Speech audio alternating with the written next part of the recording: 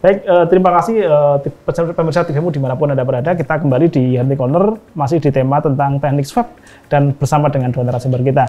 Dr. Rizky, tadi terkait dengan swab. Ini kalau kemudian ternyata ada beberapa pasien yang memang sudah punya riwayat misalnya polip, ya, kasus polip misalnya. Kira-kira gimana ini? Kemudian ketika pasien ini harus diambil swabnya melalui hidung, ya. Apakah ada kesulitan? Ya, kalau untuk polip tentu saja ada kesulitan karena polip itu sendiri adalah suatu istilahnya ada benjolan di dalam hidung kita ya. Dan kebanyakan orang-orang juga udah bingung. Sebenarnya di hidung kita tuh ada benjolan sebenarnya. Ada 3 benjolan dan itu normal. Dan ketika ada benjolannya tambah lebih dari 3 lah itu namanya polip.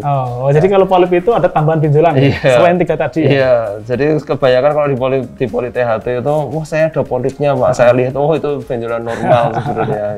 Jadi kalau ada benjolan lebih dari 3 lah itu. Apalagi habis dipukul ya tambah lagi ya.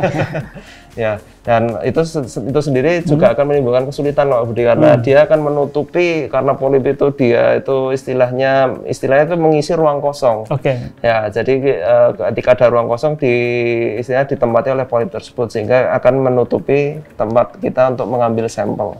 Ya, untuk solusinya ya kita mengambil sampel dari tempat lain dari mulut misalnya. Atau misalnya kita kalau misalnya lihat tidak inkonklusif itu kita bisa mengambil sampel dari paru dengan menggunakan menyedot istilahnya dahak dari paru. Itu sebenarnya yang paling akurat itu masuk gitu. Iya, tapi itu pemeriksaannya sangat tidak nyaman dan mungkin membutuhkan pembiusan sehingga swab itu lebih populer daripada itu. Sebenarnya yang paling akurat adalah yang pengambilan sampel dari paru. Yang tadi ya. Tapi kalau itu dengan pembiusan iya, pasien juga sangat jauh lebih tidak nyaman dan resikonya juga lebih tinggi karena bisa memacu istilahnya tenggorokan dia akan menutup. Ya, di mana itu bisa menimbulkan kematian mendadak kalau dengan tidak menggunakan teknik yang benar. Artinya swab itu sangat dinilai sangat aman ya. Iya, jauh lebih nyaman daripada yang pengambilan sampel dari paru. Kalau pengambilan swab sendiri untuk menegakkan diagnosa sebenarnya dilakukan berapa kali? Untuk swab itu sendiri dilakukan 2 kali Pak Budi.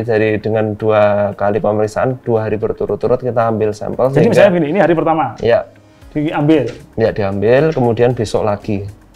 Hari berikutnya. Hari berikutnya diambil lagi. Diambil lagi untuk meminimalisir kesalahan pengambilan sampel. Ya, karena manusia adalah tempat salah dan lupa bisa saja kita menimbulkan dan tempat dosa ya. Jadi kita mengambil dengan istilahnya duplo ya Pak. Iya. Jadi kita mengambil duplo itu apa? Duplo itu dilakukan pemeriksaan 2 kali.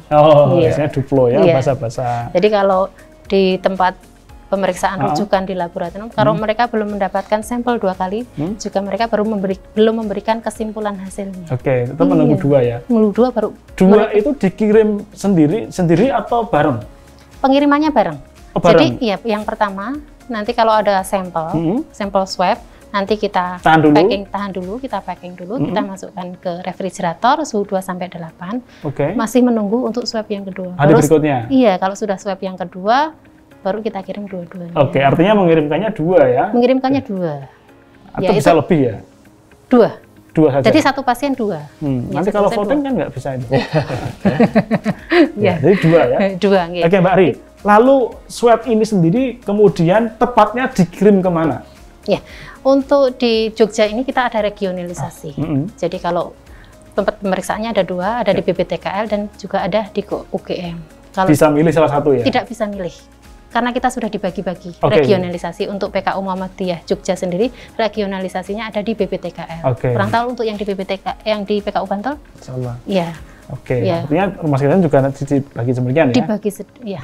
Dan tentu di provinsi yang lain pun saya kira demikian ya? Demikian juga. Di Jawa Timur juga demikian, di Jawa Tengah juga demikian, di Jawa Barat, di DKI, dan di seluruh Indonesia saya kira juga demikian ya? Sudah mulai daerah-daerah ya? Iya. Jadi kalau dulu kan di pusat ya, sekarang cukup di daerah saja. Oke. Dan kemudian hasilnya pun nanti mereka kembali ke rumah sakit kita gitu ya. Dr. Rizky dan Mbak Ari, ini menuju ke akhir sesi di diskusi kita, tapi yang perlu kami mohon kembali untuk ditegaskan lagi tentang swab ini adalah untuk menegakkan swab tadi kan paling nggak 2 kali.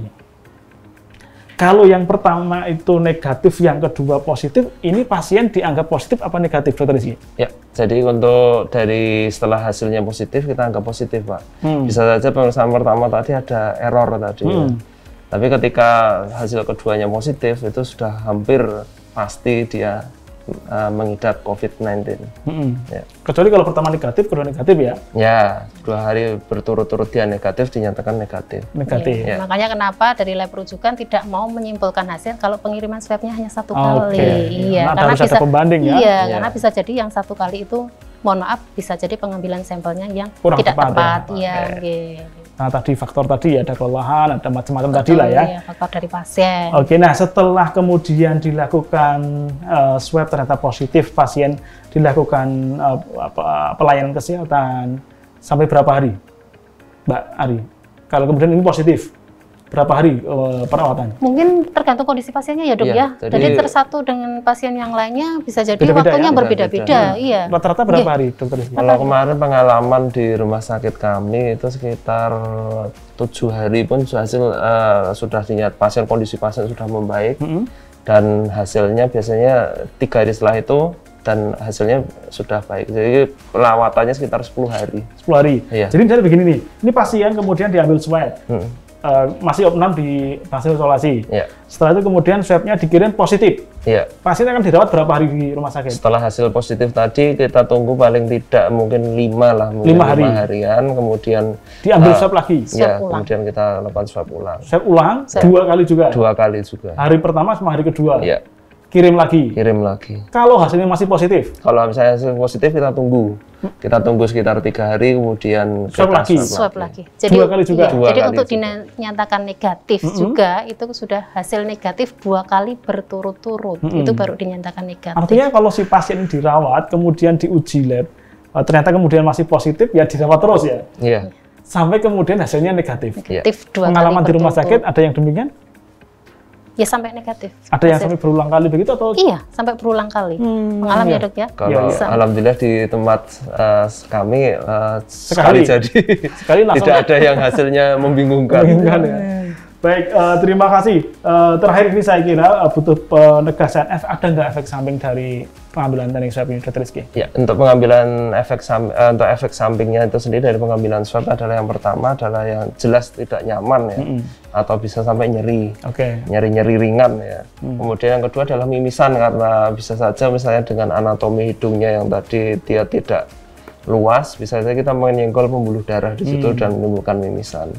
Untuk efek sampingnya saya kira cuma 2 itu aja, dan mimisan pun juga dari berbagai kategori, ada yang ringan, sedang, berat, tapi umumnya hanya mimisan ringan dan dibiarkan saja akan berhenti sendiri. Ya. Baik, terima kasih Mbak Ari Wahyuni, Dr. Rizky Firmansyah, spesialis THT yang berkenan untuk hadir di Healthy Corner kali ini. Ada pesan Dok kepada tenaga kesehatan dan juga masyarakat agar kalau kemudian masyarakat ternyata diidentifikasi mengalami gejala COVID, maka harus seperti apa sehingga kemudian ada kerjasama yang sangat apik antara nakes dan masyarakat. Silakan Dr. Rizky. Ya, terima kasih. Jadi untuk masyarakat yang paling penting di sini adalah keterbukaan terhadap tenaga medis, di mana ketika masyarakat lebih terbuka sehingga tenaga medis dapat menyimpulkan hasil pemeriksaan itu dengan lebih akurat dan melakukan pemeriksaan sesuai dengan indikasi dan agar hasilnya dapat dipertanggungjawabkan. Untuk tenaga medis mohon menggunakan APD yang sesuai dengan pemeriksaan yang akan dilakukan. Apabila akan melakukan pemeriksaan swab harus dengan menggunakan alat pelindung diri yang paling tinggi dan harus dipelajari cara menggunakannya bagaimana agar APD yang digunakan tersebut dapat optimal dan dapat melindungi diri kita. Tetap semangat ya. Tetap semangat. Oke. Mbak Ari, pesannya untuk teman-teman analis, Mbak Ari. Ya. Untuk teman-teman kita semua sebagai analis, kita emang dalam kondisi pandemi saat ini, kita tidak bisa mungkin membiarkan teman kita juga bekerja sendiri-sendiri. Kita harus saling bekerja sama, mungkin bisa bekerja sama dengan tim dokter juga, tidak cuma sesama analis. Terus kemudian yang lebih penting lagi, bagaimana kita caranya menjaga pada saat swab itu kita kirim, kita menjaga kondisi virusnya tetap masih dalam kondisi hidup. Itu aja. Baik, terima kasih Dr. Rizky sekali lagi dan Mbak Ari atas perbincangan di kesempatan kali ini. Sekali lagi terima kasih dari kami di program Healthy Corner TVMO. Tetap semangat, tetap sehat terus Dr. Ari, Mbak Ari. Dan teman-teman nakes juga tentu harapan kita adalah selalu menjaga kesehatan, menjaga komitmen untuk perlindungan diri agar kita tetap terjaga dari resiko COVID-19.